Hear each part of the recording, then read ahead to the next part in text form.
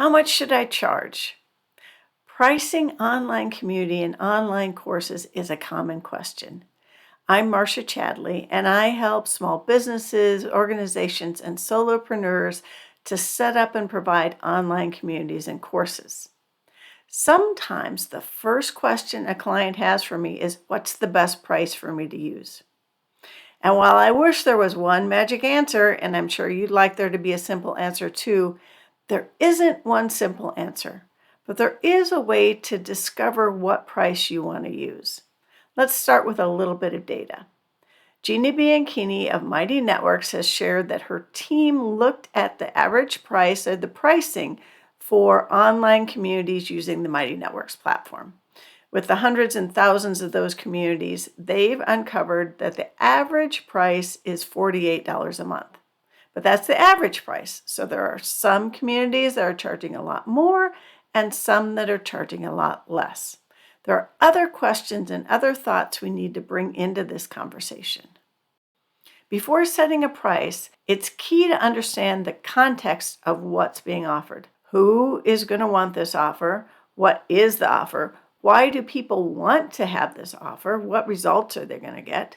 When I'm working with my clients, I use this map to help us outline who the ideal members of their network or their offer are. What are the results those members are looking to achieve? What is the success and what are the goals for the network itself? And how do all those three pieces work together to help us decide what offers to use? What are the offers that will take these ideal members to the results they want and bring the network success that my client is looking for? Once you understand those things, there's some other questions you want to ask yourself to help determine the price. What would these ideal members be paying for other solutions, other ways to get these results? What value do your ideal members get when they achieve the results that your offering is going to bring? What's the cost of what you're doing and how you're providing it, including your time? Use questions like these to come up with a ballpark, a range of prices that might work for your online community or course. And then explore that range. Which prices just feel too high? You wouldn't be comfortable charging them. Which prices feel too low and those don't work for you either? It's really important that you feel comfortable with the price you use so that that's reflected in the offer that you're sending out. And your members can tell you feel really good about this price.